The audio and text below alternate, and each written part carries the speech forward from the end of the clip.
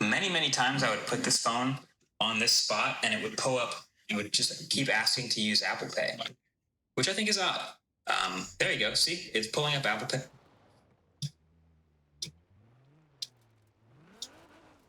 How would you define the life in balance? A state of being and doing? Asking to use Face ID to log into my wallet for some reason. My Android phone works fine, but then if I drive a little bit, it'll slide around, it'll fall off, and it won't really do anything for the phone's battery. So unfortunately, not a huge difference. I think a lot of the most successful implementations of wireless chargers are a little bit banked, a little bit tilted, so that the phone is just sitting in a tilted spot and doesn't move very much. I think the flat one might be kind of doomed, unfortunately. So yeah, so don't use that. Now, there is one more really interesting interior feature that I find I don't really use, but it is still cool because it comes with them, which is the electrochromic roof. This whole roof up here can be tinted with a single tap. And so if you know that in the settings, it's just 2 buttons away, you just hit that and then you hit that button right there. What that does is it tints the entire roof. And if you're parked outside for a long time, or if you're driving with the sun directly overhead, it could be nice to have a roof that you can immediately hit a button to tint and untint. Make it clear whenever you want. It's cool. I don't press it very often. I don't really do it very often, but it's there, which is nice. Here's one thing I do still use a lot on the Rivians, though. The front trunk. It's a powered, the powered front trunk is that button right there, and it pops open. But it's a little bit smaller. So let me show you that. I use the front trunk basically every time I go grocery shopping with the Rivian. And this is the new front trunk. It's a little bit more organized with some nets over here. It's actually really well appreciated. There's the supercharging adapter that you get for free. Sick. And you can see this floor, and then you pop that open, and the floor is a little bit higher. So there's some charging materials. Your first aid kit is, again, pretty well organized, but the floor is just a little higher. Drain plug, great. I don't think that makes a huge difference. I still am happy to use this front trunk all the time. The reason it's actually slightly smaller is because the heat pump up front is right back here. And the heat pump, I was trying to see if I would notice, I was reading about this, like it seems like the heat pump should make the heating and cooling, especially the heating in the winter, be a little bit faster. But the old ones are already so fast, so I didn't notice it being any faster. I did just notice it making a difference in driving efficiency in the winter. So when it is this cold, you get closer to your advertised range on this in a whole bunch of winter driving rather than it just heating up faster. So that's why the heat pump's there.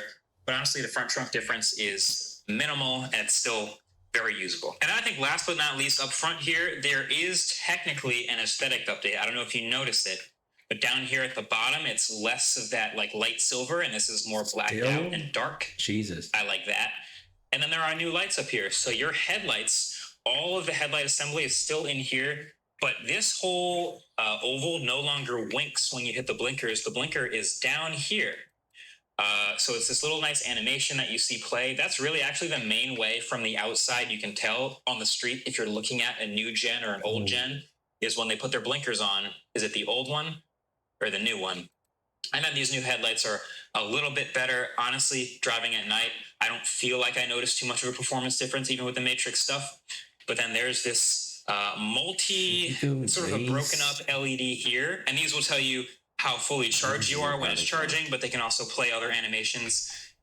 Here, I'll play actually maybe the best one, which is hopefully one you never have to use, but you're on the side of the road, you have a flat tire, or you have some reason you need to be on the side of the road, and you hit this here, and then you hit this here, and then you have the roadside lighting, which is play an animation to tell people to go around in this direction. Kind of neat. Let's see what that looks like on the outside. Again, just having LEDs on the back of the car, make that a little bit more useful. It's tough to pick up on camera in the daytime, but it is playing a little animation. Yeah, please go around this way. So, new LED lights, occasionally useful. But hey, everything else about this truck is still great. I mean, there are other like super tiny things. There is new speakers. I do not find them to make much of a difference. General NVH improvements, quietness of the ride inside, tiny difference, but not huge, not game changing for me. But it's still the R1S. It's still quiet, quick, electric, ton of space, ton of features, and just a really enjoyable, fun vehicle. And this being roughly the equivalent of the launch edition, but making a ton of those small improvements on top, feels like, I mean, I'm not going to buy another one just to get these new features, but I'm glad I've noticed now what they've changed. But also, I think there's one other new thing that they did, which is they announced a new quad motor with like 1,000 horsepower. Y'all hear about that?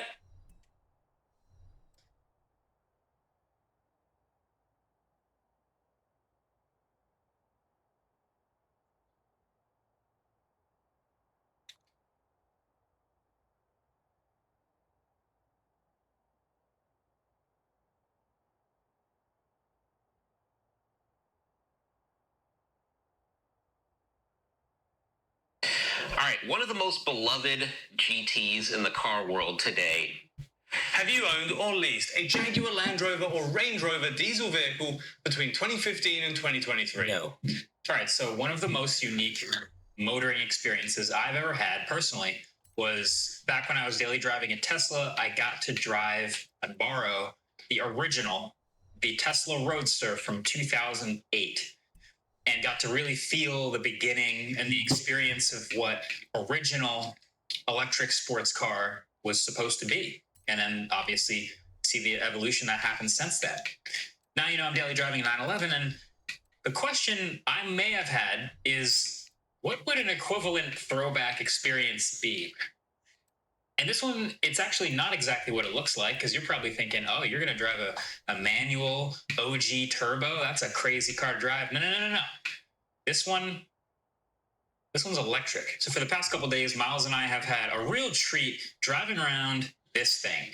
This is a sort of remodeled 964 generation Porsche 911. Go for it. To be fully electric by a company called Sacrilege Motors. Appropriately named, because there's plenty of people who see this and see electric, and that feels sacrilegious. But then you see the reviews and what people have thought about driving this thing, and it seems like they've done an incredible job.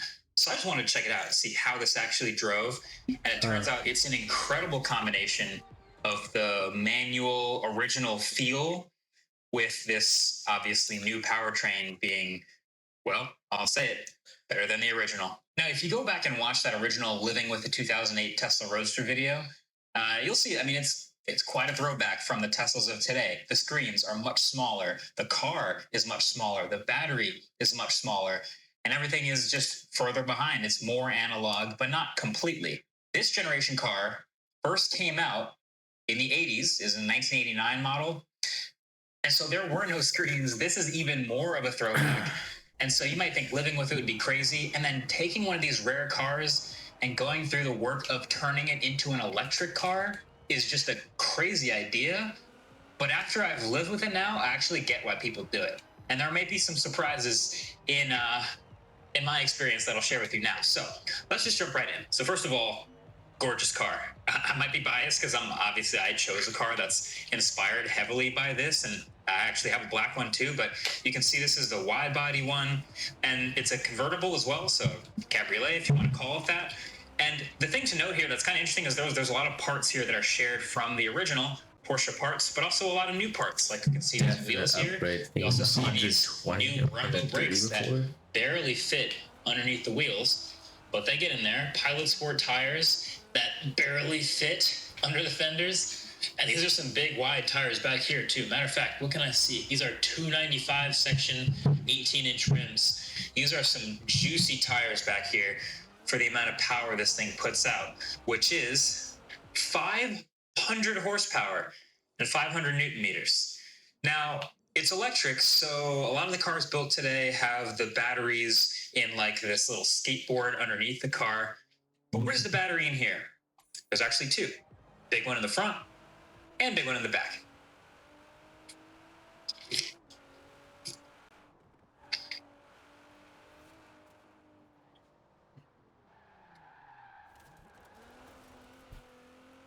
So, on the off chance that you're doing a road trip or something in this car, you do have a little bit of front trunk space. Not a huge amount, but enough for an adapter, maybe a bag, a carry-on size bag or so. But that's half the battery right there below that carpeting.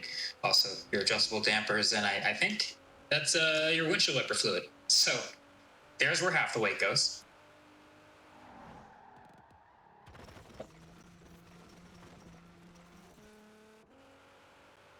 So, behind this iconic ducktail where the old power plant used to be, there's the other half of the battery.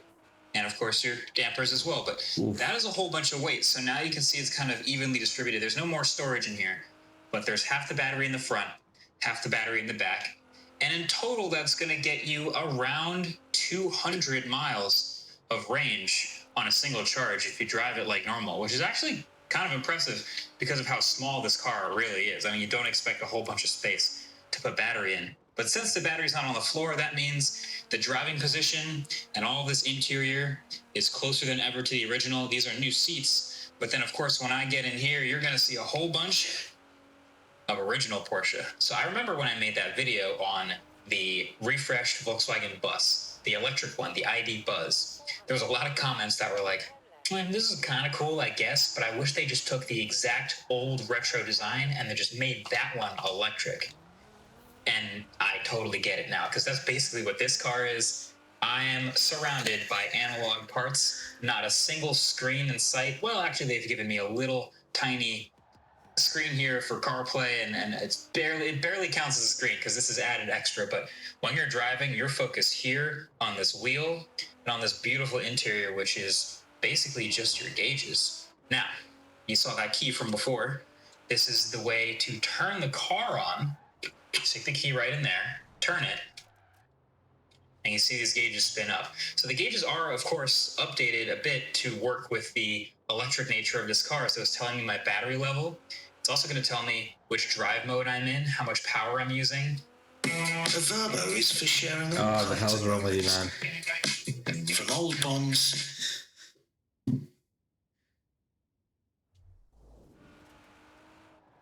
Great sound. You can see how much range I have left. I'm in chill mode right now. And over there is my speed. So this is an updated gauge cluster, but very much analog. You've got your parking brake down here. This is, I'll put foot on the brake, reverse, drive, neutral. And they've actually added a MagSafe puck with power just to charge your MagSafe devices. So if you do want CarPlay, if you do want to put your iPhone there, that is a nice little touch that they've added. Even though the entire rest of this car is super retro, you can have your brand new phone charging right there where it belongs. But yeah, oh my God, every single little thing happening here is such a throwback. The air conditioning, these notches here for cooling and heating, for where the air comes out. Obviously all manual vents. We're not doing any screens for that type of stuff. And of course you have your lock here. And the way you open the door, it's just this little thing right here. This is sick. I'm loving it. Now, there's a couple of buttons over here that you do want to know about, specifically this one with an exclamation point on it, which switches the car from chill mode. Hold on, it says crank me because it wants me to fully turn it on. From chill mode to sport mode. And the thing about these cars is they are so kind of custom and like one-off built that, you know, there is chill mode, which is more regen, 65% regen, and a, you know, 2/3, 3/4 of the power, but they can tailor it when they build you the car to be exactly the way you want. Sport mode has less regen, closer to 20% regen, but is giving you all of the power. Again, all of that can be customized, but it's just crazy to me to sit in a car like this, knowing that cars used to be so small that you could reach over and just touch the other side without fully extending your arm. Cars used to be so much smaller, so much thinner. There's no airbag in this car, but you've got your windshield wipers here, you've got your blinkers over here. Things are all still in the familiar places, but it's just such a throwback. It's so sick. This is a one-of-a-kind experience. You also have your back seats. Don't forget about those. My car has the same thing, barely usable. You don't want an adult back there, but you could do it if you want to. But I'm going to pass it to Miles for the driving experience, because I've shown you the interior, I've shown you the basics. You get 200 miles of driving, so Miles, what's it like to drive? The brand of this car is Sacrilege Motors, because the idea to a lot of OG Porsche enthusiasts is that someone would take a car like this and put electric motors inside is kind of crazy, right? And I think there's this big problem with the car community where people think it just has to be one or the other for certain types of vehicles. People are upset that the new Ferrari hypercar has a V6 instead of a V12. But if you can afford that car, what's stopping you from owning 12 other cars with a V12? You should look at this car the same way. If you have nearly $800,000 or more to spend on a car like this, what's also stopping you from spending the equivalent money on a classic ICE Porsche 911? And so with all that in mind, I think it's important that we don't try to compare this to an ICE 911, because if you can afford this car, you can also just get an internal combustion engine 964. But what I will say is that what they've done an amazing job at with this car is making sure the only thing that doesn't feel like a 911 is the fact that you have electric motors for the drivetrain. Literally every other aspect of driving this car, even down to the smells, is definitely what you would experience with a classic Porsche 911. The steering feels nice, weighted, connected, super communicative, takes a bit of elbow work to get it going, just like a classic Porsche from the 90s, 80s. It's obviously super low to the ground. It's very stiff because of those three-way adjustable coilovers that we'll talk about a little bit later. And then the lightness. This car only weighs just barely over 3,000 pounds, which makes this lighter than most gas-powered cars currently on sale today. We also still have the 40-60 weight distribution of a traditional 911. So weight transfer, general balance, and handling, it's all on par with the original car. But then, of course, you've got 500 horsepower, just a little over 500 newton meters of torque. I'll put the conversion here to pound-feet. Yep, so 3,000 pounds, 500 horsepower, and rear-wheel drive only. This thing is quick, and it's quite frankly a little scary at times, just because of how small it is. It certainly has that OG car feel, just like other cars we've had on the channel this year, like Volkswagen ID Buzz. Older cars like that really make you feel like, yeah, if you screw up in this thing, there's not a lot that's going to save you. But that's a part of the fun with cars like these older Porsches, these older purpose-built sports cars. The lack of safety, in a sense, is almost what adds to the thrill of the experience. And so in this car, there are zero nannies. You have no traction control system. So you turn the wheel to the left and floor it, and you are going sideways. The suspension on this car is actually really interesting. Firstly, I'm sure you've noticed in this footage that it is pretty stiff. It sits very low, and so you're going to feel a lot of those bumps, but it's certainly livable depending on who you are, I guess, and the area you live in. I live in New Jersey, so obviously ride comfort is going to always not be the best compared to other places. But it is adjustable, and that's because these are three-way adjustable coilovers made by Penske Racing. And they're known for making setups for, like, supercars, sports cars. And so what this setup is very similar to something that you get in like a GT3 RS, for example. One of the killer parts of this setup is having remote reservoirs that you can see by opening the rear hatch of the car. And so you have these remote reservoirs that are connected to the primary fluid tank underneath the car via these hydraulic lines that are feeding fluid back and forth. And so the benefits you're getting is, firstly, maintenance. It's easier to access those reservoirs by just popping open the rear hatch. But then secondly, you're getting easy adjustability by just opening the rear hatch and adjusting the knobs connected to the reservoir, which makes it super easy to tailor your driving experience to whatever scenario you're in. This is not necessarily designed to be a super high performance track vehicle, but because of this setup and the weight and the power, you certainly could take this to a track day and probably embarrass a lot of folks. And so overall, you're working with ride comfort that's not only better than what you would get from an original 964, but more adjustable and more capable as well. You're also working with a very healthy brake setup in this car. You've got 6 piston calipers up front, 4 piston calipers in the rear, big steel Brembo rotors all around. And so a setup like that is what you'd find on a lot of like high-end supercars from like the past 10 years or so. But the braking modulation is also really nice. It's not super grabby and stabby like a lot of sports cars are known to be. It's very smooth and gradual, which makes it a lot easier to live with as a daily driver if that's something you wanted to attempt to do. So like I mentioned at the beginning, I don't think it makes sense to try to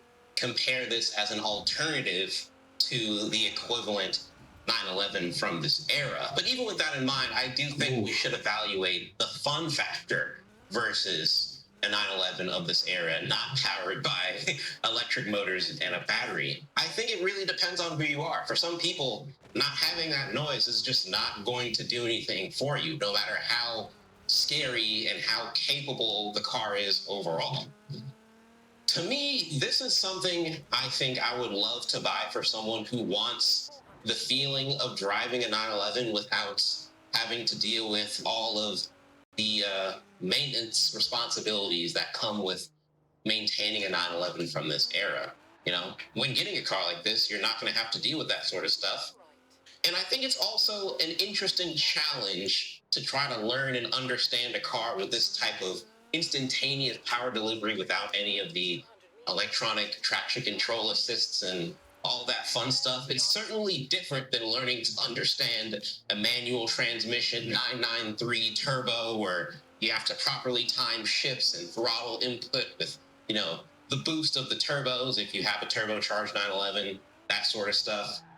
It's certainly an entirely different experience, one that you can't just compare directly to an internal combustion engine powered 911. I think it's pretty hard to not have fun in a car like this, even if you would prefer having, you know, an 8,000 RPM high revving, you know, manual transmission experience. This is not a replacement for that, but if you have a budget that allows for it, I think it's a pretty cool addition. And it's something that I think a lot of people are going to be naturally very skeptical about. But I think it's only right that you give it a try before ruling it out. When you have all of these things, when you have the Porsche Media Center, you have the Porsche steering feel, you have the Porsche smell. It smells like a lot of my Uncle Jim's old Porsches. Like, it's actually crazy. When you put all that into consideration, you can understand how you can get to an extremely high price point because these are hand-built machines. These are not Tesla Model 3s where, you know, you'll see weird gaps here and there and weird quirky inconsistencies. This has that real OG German car feel, which is, you know, it's hard to put a price on that for some people.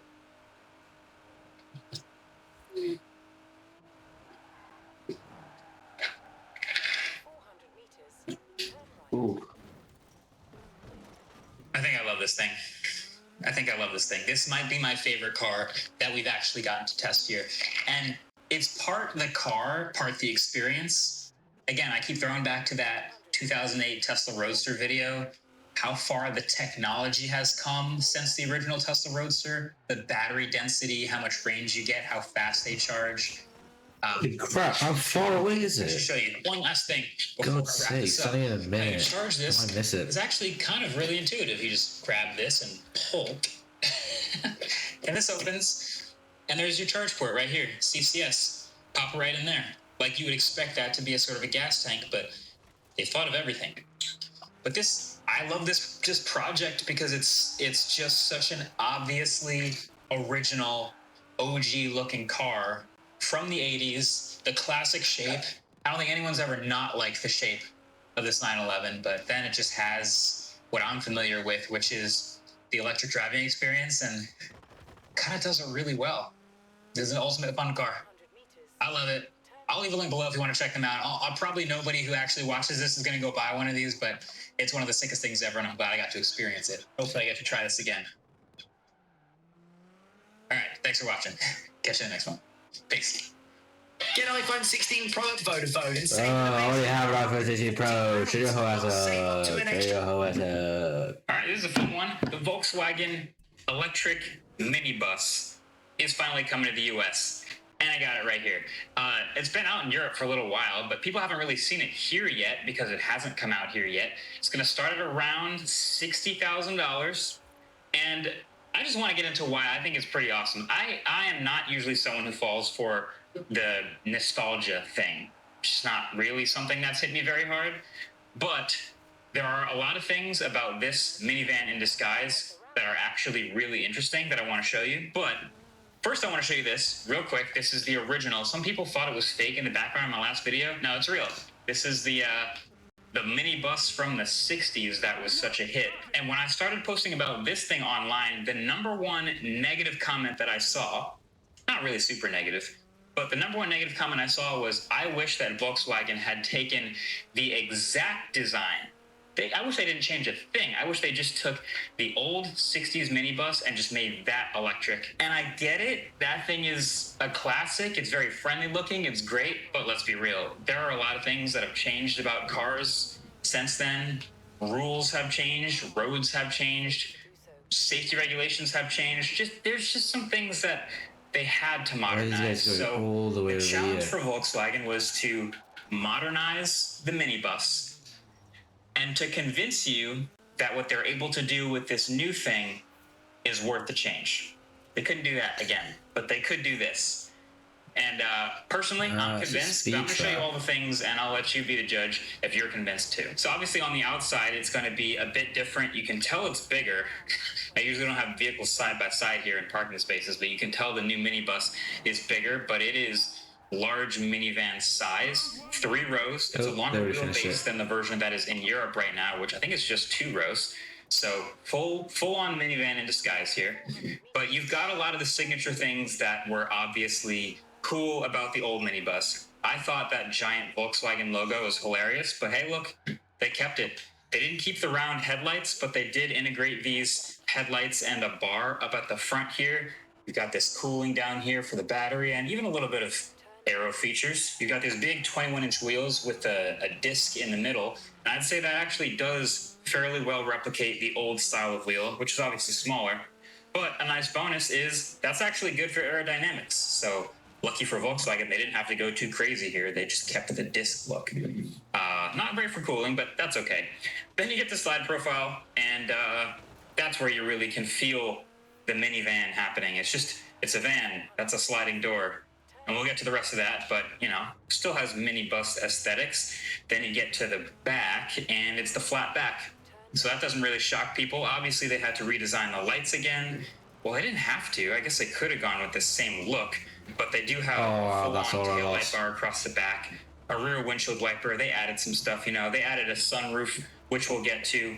But I do think they kept the general shape pretty close. They also have another colorway of this thing that I've seen that looks even more like the classic, so maybe that would make people happier if they were looking for a more one-to-one replica. But it's the inside that's really convincing me. So I think we should just jump right into the inside, get to the practicality and what it's like to really live with this thing. So here's the driver's seat of the minibus. Okay, now it looks like we're in a Volkswagen ID4. This little mini screen behind the steering wheel, this ID4 steering wheel, and this screen right here, basically from the ID4. Now, I haven't mentioned the specs yet in this video, and there's a reason for that. It almost feels like it dampers the whole thing, but I am going to have to get to it anyway, so I might as well just jump into it here. When you think minibus, what do you think? You think road trip, right? But when you think road trip, you think good range, I think, usually. And the range on the minibus is not great. So we're looking at 250 miles of range, really maxed out. And it can charge relatively quickly, but it's not the biggest range in the world, and it's not the best road tripping EV on Look at that. paper. Even he messed up. The rest of the features. First of all, I've never seen so much hidden storage all around this. I think charming, but also nicely throwbackish interior. So, like I said, again, you've got these materials. Oh my god! Like ID4 looking. All these. I've done absolutely nothing for the team. I'm just blocking their team progress here in the door. So water Oh, really? bottles or large items down here, and then small items can slide back if you want, but they can go in this little grippy area right here. Cool. Then you've got a little area on the left next to the steering wheel, which I think is perfect for the key. That can drop right in there. Then on the right side, It's over. is a It's slot over. Just go for it. charge your phone, or you can plug it in. Oh my god, I'm actually leaving this game. USB I'm leaving this ports game. there.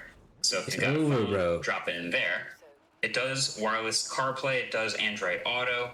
But then there's also some storage over here. This is a nice little double-decker storage again. Drop your items in there with this nice little lip, or use the actual glove box, which is a pretty large one. Then there's the double-decker storage over here with a USB Type-C port. So on this side, it's just a switch to open the trunk, but on the passenger side, there's a USB Type-C port there. There's hidden cup holders up at the front there if you want to drop those down, or if you want to use the center console storage, there's a hidden drawer right there. There's a whole bunch of exposed storage up here, which is nice. Plus, these dividers can move around, but they also double serve as a bottle opener and an ice scraper if you want. There's also storage back here for the rear seat. My which is brake lights nice. don't work. And then this whole thing, That normal? if you press this button, actually can be completely removed. Mission: saving you up to £460 on your car insurance at Money Supermarket. Compare and start saving now. Saving Britain serious money. From the car. Now, I wouldn't do that because then you kind of leave, you leave this exposed area with these notches right here, but maybe if you were fully loading this thing up for a road trip, you would want to remove the center console. But I think this storage is kind of handy, so I'm leaving it. But yeah, you can literally take out this entire thing. And I also wanted to show you something because above my head, there's a frosted glass sunroof, which is pretty nice, especially for a minivan that usually doesn't have all of that, but that's a pretty big sunroof. But then if you dig into the settings of the vehicle, which you go to vehicle settings right here, of course, it's really, okay, it's picky about this, and I should just say this now. You press the pedal and activate the thing, and it calls it ignition, but turning the vehicle on is just hitting that brake, and now it's on. Anyway, now you get into the vehicle settings, and if you go to interior settings and roof and smart glass, you can open or close the smart glass, which if I hit that while I'm pointing up, you can see it untints or retints the sunroof, which is pretty sick. Let's go to the back seat because storage continues to be a theme for the minibus. It's gigantic. So obviously, or maybe it's not obvious, but big sliding door. Big sliding door, baby.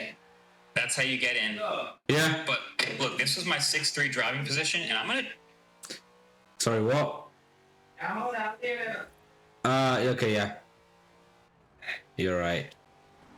Is it red? Oh, yeah. This one's worse.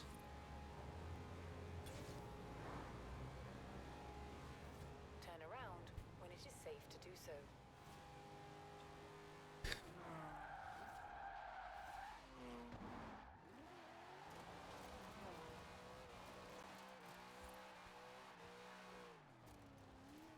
Jump in behind this in the second row in a third-row vehicle, and that's a lot of legroom. That is a ton. I can kick back, hit the button here, it'll close automatically. I am living with this amount of space. This is awesome. So double seat back storage. Maybe you put your phone up here, but you got larger items down there if you want. Double decker storage in the door again, so you can slot some stuff in there. USB Type-C port, so if you want to just drop your phone in and charge it, that's great for the back seat. Larger items like water bottles. There isn't a whole bunch of like cup holders in the middle like there normally are, but I feel like that's at least a good spot for a water bottle. And then again, like I said, there's that storage way up here if I want to drop some more stuff. But this is an expansive second row. And then Did we do it yet? this little window here. These windows open electronically with this switch down here at the bottom, but they won't do it while I'm in the back seat because this car is very picky about having a butt in the front seat to have anything work. But anyway, yeah, this will slide open, which is kind of around the same size as those old minibus windows, so that's pretty cool. And these are also heated back seats, so that's what this switch here is. 1, 2, or 3 levels of heated, but I want to show you the actual back seat, because this is just the middle row, and typically the third row, every vehicle I've tested so far, the third row is the most compromised, so I just want to show you what it's like in the ID Buzz, because it's not. So this thing right here gives me a ton of space to get into the back, and once I do, sit down behind the second row and wait a minute, there's actually decent room down here behind the second row, which is awesome. This third row has a whole bunch of cubbies up here, a USB-C port again for even more phone charging. There's more speakers back here. Headroom is decent. It's got these movable headrests. So if you're not putting people back here, you'll leave the rear view room open. But if you do, there you go. This is a solid family vehicle. 3 real rows of adult storage. What even is this adult place? storage? That sounds weird. Oh. Adults can all fit in this vehicle pretty easily, and that hasn't even gotten us to the trunk space yet. So let's show it to you. The final section of the ID Buzz. Again, which you get this from being bigger and longer wheelbase. In Europe, this is only a 2-row vehicle, but look at that. Nice little bit of storage, which you can pop up and store things in here. These are removable, obviously. And then this is a full-on bench, which is removable. And both these back seats in the third row are fully removable. If you unscrew some of these and take the whole situation out, then you have a ton more rear room storage. But if you're storing the whole family in here, that's what it'll look like. That's impressive. So look, I understand nostalgia is a very powerful force, and it's a big factor for a lot of people, and the reason why this vehicle exists in the first place. So I totally understand why people want to see it look and feel and operate exactly like the old minibus. It had a lot of charm. Also, I forgot to show you guys the play and pause button pedals, which turn this thing on. But to me, there is still an art form to creating something new like this that still feels classic. Now, one of the questions I haven't even talked about it all yet is how does it drive? Because that's not a huge concern to most people. It's not a sports vehicle. It's not fast. But I will say, visibility is one of those key things. When you're in a big family vehicle, you've got these big windows and big glass and a big expansive windshield. So it's pretty good. It is pretty far away though. Like you might remember that old minibus, like you're right up against the front glass there. Here, I can't even reach the front glass from here. Kind of similar to the Cybertruck, there is a second window up here for better visibility of the corner of the vehicle. So in a way, and I know a lot of people aren't thinking of this as similar to the Cybertruck in like any way, but that is one thing that really reminds me of the Cybertruck, which I've been living with for the past couple of weeks. But also now, thanks to channel sponsor Ridge, which I'm also chief creative partner for, you can actually win a Cybertruck, or if Tesla's not your thing, you can also choose either a Hennessy Velociraptor or $100,000 cash. So it's a pretty sick giveaway. And if you want to enter, all you have to do is just use my link and sign up. And that's it. Now, if you want more chances to win, Ridge will actually give you an extra entry for every dollar you spend on Ridge products like luggage and wallets and backpacks and more. And if you haven't gotten your MKBHD wallet yet, you will get 4 times the entries if you buy one too. So that's your chance to win one of the absolute most head-turning possible vehicles you could have. By heading over to ridge.com/MKBHD, you can sign up to win either that gold-plated Cybertruck or the Hennessy Velociraptor or $100,000 cash. But that actually brings me to the question I wanted to leave you with on the ID Buzz is, does it actually speak to you? Now that you've seen like what it's actually like inside, what you actually get from modernizing it, like heated, massaging front. Turn on the brake lights. If you've been following the channel for a little while, you may know that I think an awful lot about automotive lighting. Brake lights and turn signals take up far more of my brain space than they arguably should. But, of course, when needlessly ambiguous combined stop and turn signals keep finding their way onto new car models in a world where the obviously better solution of separating those two signals into dedicated amber indicator lights for turning and dedicated red stop lamps for stopping is not only an option, but in fact required in pretty much every country on the planet except this one for some reason. Well, it's prone to happen. But I've already made a video about that. This video is about a whole new and entirely different brake light problem. You didn't used to have to think about what makes a car's brake lights come on. They came on whenever you depressed the brake pedal, and since the brake pedal was the only thing that could slow the car enough to warrant the brake lights coming on, a simple switch on that pedal was all we needed. But this is swiftly changing. Modern cars often slow down all on their own. Maybe you're using radar adaptive cruise control, or maybe the car has automatic emergency braking, or perhaps you have an electric car with a one-pedal driving mode. And with these new features, we now have no choice but to control the brake lights with software. As the old saying goes, one man's software is another man's nightmare. And somebody at Hyundai, and quite possibly Kia, really dropped the ball. The way the Hyundai Ioniq 5 handles its brake lights, or at least the US market, That door. Hyundai Ioniq 5 with software is delivered Too hot. so Yeah, too hot. astonishingly bad that I think it warrants a recall. And I assure you, that's not hyperbole.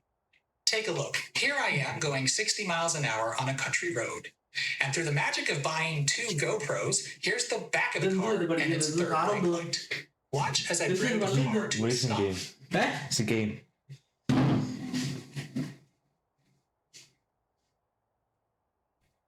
Notice that the brake lights have not illuminated, but the vehicle is rapidly slowing.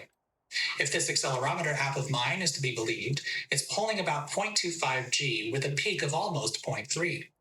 It only takes about 13 seconds to come to a stop from 60 miles an hour. But someone following me would have no warning that I was slowing down so rapidly. In fact, I'd only get the warning once I had stopped. A little late there, bud. Why didn't the brake lights illuminate? That's a great question to ask Hyundai. But in the meantime, I can tell you that although I was indeed commanding the car to stop, I never touched its brake pedal to do that. I was using the car's iPedal mode, which is Hyundai's Apple-esque name for one-pedal driving. I'll explain what that is in a moment, but what's perhaps even worse than the car's just atrocious behavior is that, as far as I can tell, this is not actually violating any federal motor vehicle safety standards thanks to a technicality and poorly worded, outdated regulations. Yay! To understand the problem here, first it's important to understand what one-pedal driving is and does. An electric car, just like any other, has an accelerator pedal and a brake pedal. And they work just like you would expect. Press that one to go faster, and press that one to slow down. Hyundai even helpfully labeled them, plus and minus, in case you forget. In an ordinary car, the big one engages the friction brakes. But an electric car, along with most hybrids, can turn its electric motor into a generator and will use it to slow down whenever possible. This regenerative braking allows it to capture the kinetic energy of the moving car and put it back into the battery, rather than just turn it into heat as brake pads do. And that makes the car more energy efficient. The first hybrid cars, like most to this day, use the brake pedal to control this function. Rather than immediately engage with the brake master cylinder to squeeze the calipers together, the first portion of the brake pedal's travel functions as a sensor input, which gives the car a braking request value. If you stomp on the pedal and go past that sensor region, it does directly engage with the friction brakes. You don't want a computer getting in the way of that. But except in panic stops or low traction situations, these blended braking systems will use the electric motor to recapture as much energy as possible before blending in the friction brakes, either when you need more braking force than the motor can muster, or simply to bring the car to a complete stop. But the accelerator pedal is also a computer input. It hasn't been tugging on a real throttle cable for many years, regardless of what's powering the car. It simply tells the car's powertrain control module essentially how much you're pushing on it, and then the PCM does whatever it needs to do to make the car go. But now that we have regen braking in the mix, you could also use the accelerator to make the car slow down. Rather than put zero forward power at the top of the pedal's range of motion, you could put it down a ways and make the top quarter or so of the pedal's travel range provide a braking input, with increasing brake intensity the more you let off the pedal. Doing this allows the driver to both accelerate and slow down with the same pedal. And when implemented well, it allows you to never touch the brake pedal, except in emergencies. This is cool, and lots of people really like this one-pedal driving. but it means we can no longer rely on the brake pedal switch alone to turn on the brake lights. And in case you weren't aware, a car's brake lights are super duper important. They warn the driver behind you that you're slowing down, potentially quite abruptly. You want that to be clear in an instant because you're not in control of the car behind you, somebody else is. And if you don't give that somebody else sufficient warning that your vehicle is slowing down right now, they might just run into you. And both parties involved would rather that not happen, which is the entire reason brake lights exist, don't you know? Now, this newfangled electrical car still has a traditional brake pedal switch like cars of old. It needs it to enable the shift interlock and the whole depress brake to start vehicle thing, but it will still light up the rear end nice and bright. And the car does in fact rely on it for the brake lights in some settings. When I drive the car in either its level 0 or level 1 regen settings, that brake pedal switch is the only thing that turns the brake lights on. Right, I should explain that. These levels here adjust how aggressively you want the vehicle to use its regenerative braking as you let off the accelerator. Electric car nerds call this throttle liftoff regen, and you switch between modes with these shift paddles. Level 0 provides no regen at all, and moving to level 1 is almost indistinguishable from coasting. There's just a teeny bit of resistance, similar to what a car with a traditional automatic transmission feels like. Hit level 2 though, and now the car starts noticeably slowing down whenever you lift off the gas pedal. Enough to warrant brake light activation. And sure enough, Hyundai thought of that. In this mode, the brake lights come on once you've released the accelerator. You have to let off all the way, but that's okay. Even just barely touching the gas pedal almost entirely removes the braking effect. Move up to level 3, and now the throttle liftoff regen is getting pretty aggressive. The throttle mapping has changed enough to where you can actually modulate the amount of regen you're getting at the top of the pedal's travel. Yet, the brake lights are still only coming on when you're completely off the pedal. This doesn't bode well. No, it doesn't, but we still aren't in one-pedal driving mode. Although it slows you down fairly aggressively, level 3 regen will not bring the car to a stop. You need to press on the brake pedal to stop completely. And once you let off, the car will creep forward like a traditional automatic. Unless, that is, you use the auto hold function. Hyundai was not shy about giving you every conceivable option on this car. Engage the I-pedal mode though, and now the car offers true one-pedal driving. Let off the accelerator and the car will provide aggressive regen braking as long as it can before seamlessly engaging the friction brakes to bring you all the way to a complete stop.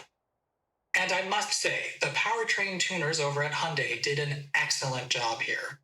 There's a big range of travel in the negative portion of the throttle input, which allows quite a lot of brake modulation with practice. And the stops it makes? Absolute perfection. It's nearly impossible to bring any car to a complete stop without at least a little bit of jerk at the end as the brake pads lock the rotors in place. But this car stops with as much finesse as those ultra-smooth elevators where you can't really feel that the cab has stopped, but then the doors open, so apparently it did. It's literally just like that with almost every stop.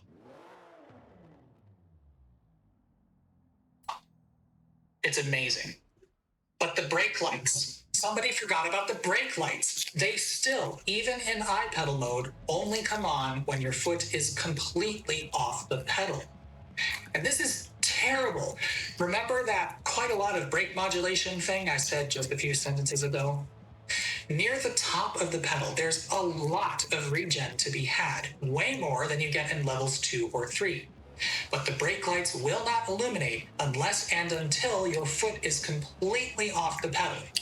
So if you stay near, but not quite at the top, they just don't illuminate. And that's bad. That's what was going on in the 60 to 0 stop earlier in the video. By lifting almost but not quite entirely off the gas pedal, the car slows down very aggressively. In fact, if you watch the power gauge, you can see that the car is performing almost the maximum amount of regen braking that it can. Yet, the brake lights never lit up because I didn't completely release the pedal. I know you're just watching a video, and seeing falling numbers on a speedometer probably won't convey just how much the car slows down here, but it's a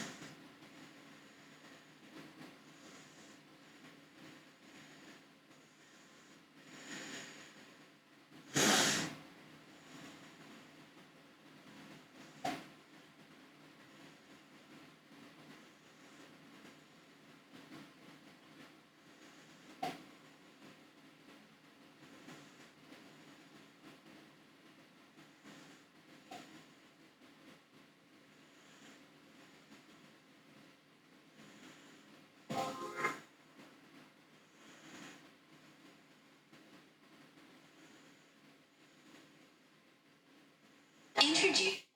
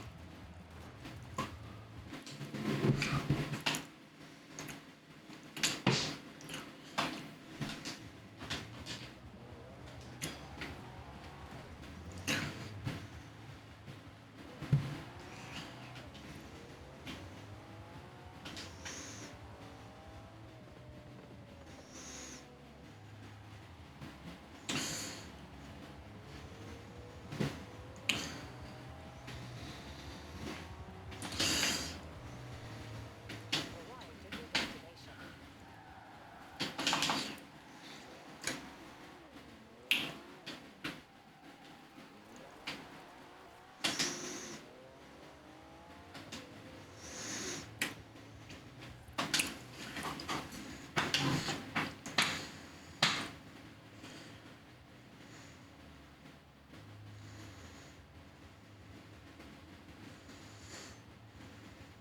Embry.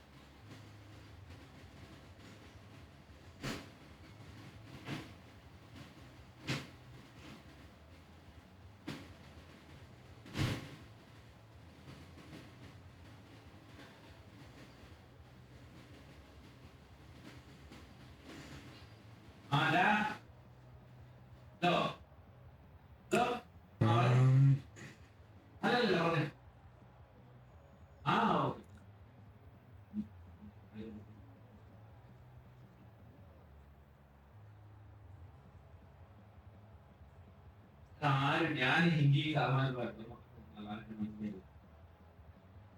അല്ലല്ല ഞാൻ അരിക്കുറച്ച് തള്ളാനെ കൊണ്ട് ആരെയും അന്വേഷിച്ചിട്ട് ആ ഒരു അയകളല്ല വേറെ ആരെയാണ് അതിന്റെ All right.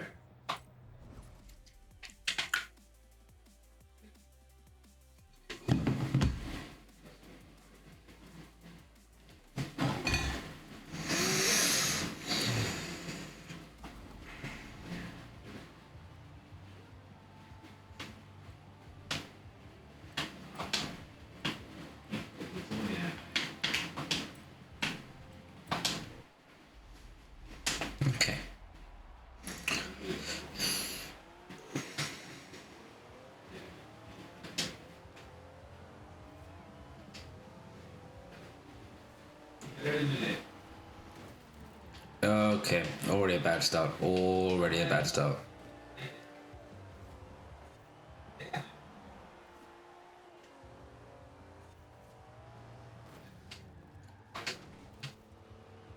God, I am so bad at this game.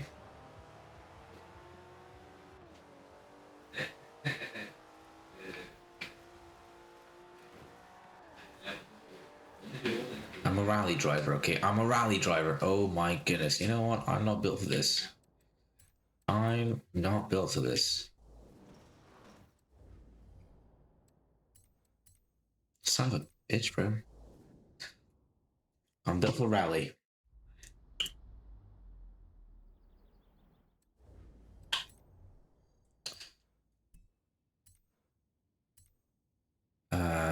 Where was the Nissan?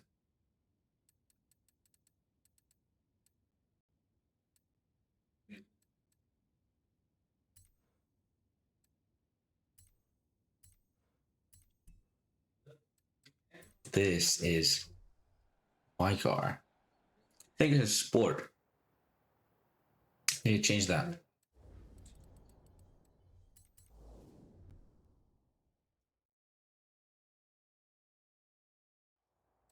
Oh, wait. Oh.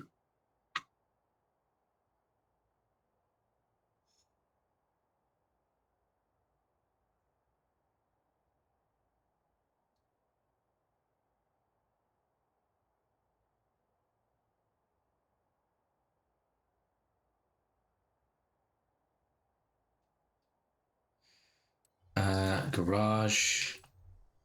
Not that. My tunes. Rally tune.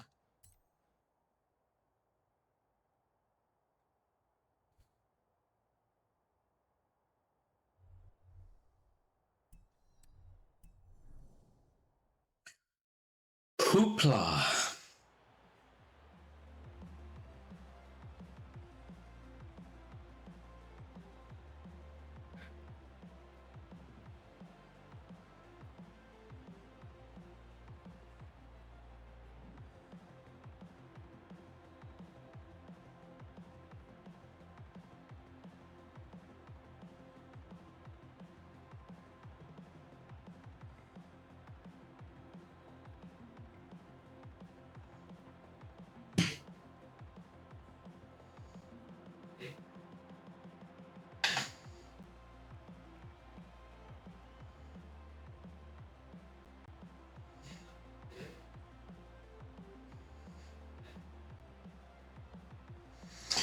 Alright. Hold that. Go here. This article cover in an earlier take.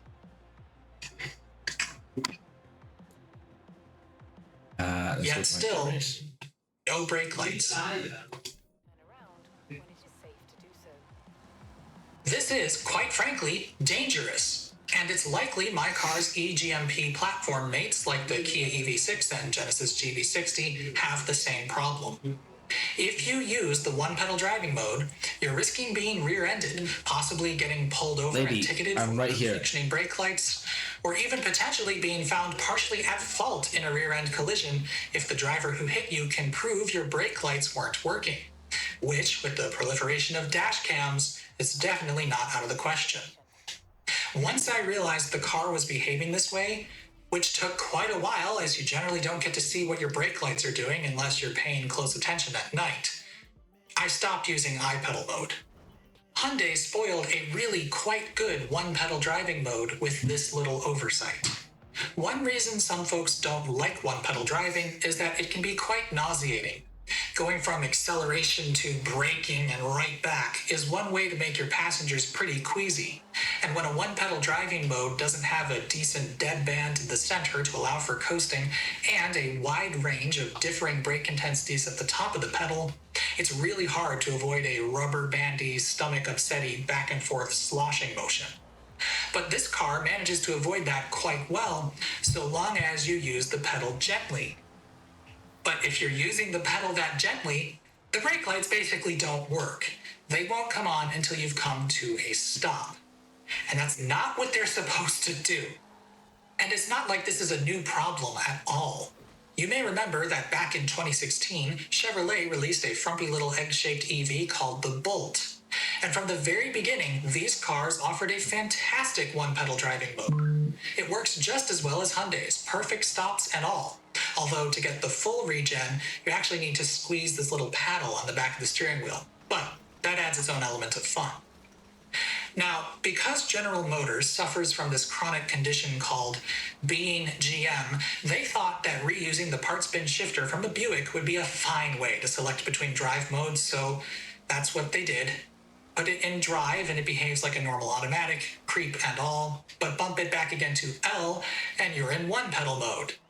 You know, L for one pedal. Despite that, somebody at GM thankfully realized that a one-pedal drive mode would need a way to turn on the brake lights. So they snuck an accelerometer somewhere in the car that will activate the brake lights if the car is pulling more than about 0.2 G of deceleration. So when driving the Bolt in low gear, the brake lights work just fine. They come on well before my foot is off the pedal, and in fact, what the pedal is doing doesn't actually matter at all. If that accelerometer detects enough slowing down is happening, on go the brake lights. Truthfully, though obviously miles better than what my new car does, I think that this solution is way overcomplicated and a bit flawed. For a start, being accelerometer based, the brake lights go out once you have come to a stop. That's technically fine, I suppose, but living in a country where almost everybody drives an automatic transmission, being stopped in traffic without an illuminated rear end tends to worry me a little. Supposedly, this was fixed for 2022 model Bolts, and hopefully GM continues that behavior with their new EV offerings. But my bigger question is, why did you use an accelerometer at all? Just use the accelerator pedal position and turn on the brake lights when it's somewhere that requests regen braking. When I first got my new car, I thought that's what Hyundai had done. One of the first things I did was take it out at night and watch the rear window glass to see what the brake lights were doing with one pedal mode engaged. I could tell that they were behaving based on the pedal position, and they stayed on when stopped, so I thought, good job, Hyundai, you didn't overthink this like GM did. But I didn't realize that they were only coming on when the pedal was all the way let off until a couple of months ago, actually. Now I realize they underthought this by a staggering degree. Now, so far I've been talking about electric cars and their one-pedal driving mode. But remember that there are plenty of combustion-powered cars out there with adaptive cruise control. Those cars will automatically adjust speed and following distance to the car ahead, letting you drive miles and miles without touching any pedals. Those systems need the capability to brake quite aggressively in case you get cut off or if there's sudden traffic, so they most definitely need a way to turn on the brake lights. Luckily, this wasn't something Hyundai overlooked. The brake lights perform just fine when using adaptive cruise control, so it's really only the iPedal mode that's problematic in my car. And honestly, this sort of makes sense, as Hyundai puts the same highway driving assist technology that my car has in plenty of their conventional cars. I doubt the systems are all that different. But does that actually make sense? Why would the car turn on the brake lights without brake pedal input when using adaptive cruise, but not in one-pedal driving? I can't claim to know Hyundai's thought process or motivations, but in the regulations that govern when stop lamps are required to illuminate here in the US, there's a key distinction between service brakes and supplemental brakes. Strap in, folks, we're getting in the weeds. Federal Motor Vehicle Safety Standard number 108, Lamps, Reflective Devices, and Associated Equipment, states that stop lamps are to be steady burning and must be activated upon application of the service brakes. That's it. There's no standard for G-force or meters per second squared deceleration or anything like that. They just have to come on when you apply the service brakes. But what are the service brakes? What does that mean? Well, Federal Motor Vehicle Safety Standard number 105 says each vehicle must be equipped with a service brake system acting on all wheels. Wear of the service brake must be compensated for by means of a system of automatic adjustment. So, in other words, they just mean the regular old brakes. But of course, that's kind of ambiguous. Regenerative braking systems often don't actually engage the friction brakes until necessary, and since many hybrids and EVs are two-wheel drive, regen braking wouldn't be considered acting upon all wheels. Doing a Control F on Standard 105 reveals that regenerative braking is a thing the standards writers are aware of, so that's good, I guess. But is that part of the service brakes? Well, it depends. The standard says that for an EV equipped with RBS, the RBS is considered to be part of the service brake system if it is automatically controlled by an application of the service brake control, if there is no means provided for the driver to disconnect or otherwise deactivate it, and if it is activated in all transmission positions, including neutral. And there we have it. When using adaptive cruise control, my car is almost certainly applying an automated input to the service brake system, as would be the case for any Hyundai that's not electric. So the brake lights must and will activate.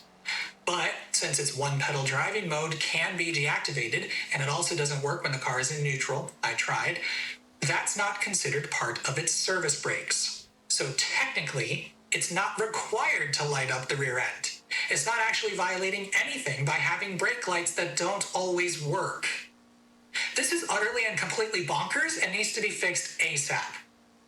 You don't even need to rely on my interpretation here. Back in 2009, a lawyer for Eaton asked the NHTSA for clarification on when the brake lights should activate, as Eaton was working on some sort of hydraulic regenerative launch system thingy called hydraulic launch assist. It wasn't a regenerative braking system as defined by Standard 105 because it wasn't electric, which meant it definitely wasn't part of the service brakes, and they wanted to know whether the brake lights should come on when using it. NHTSA wrote back that because the HLA system is a supplemental brake system, i.e. not the service brakes, the standard does not require the stop lamps to be activated upon activation of the HLA system. Couldn't be any plainer. If it's not the service brakes, then the brake lights don't matter. However, they went on to say that we note, consistent with past interpretations, that Federal Motor Vehicle Safety Standard number 108 does not prohibit the activation of the stop lamps when the HLA system is retarding the speed of the vehicle after the accelerator has been released. The SAE recommended practices on stop lamps that are incorporated by reference into Standard number 108, SAE J586 and SAE J1398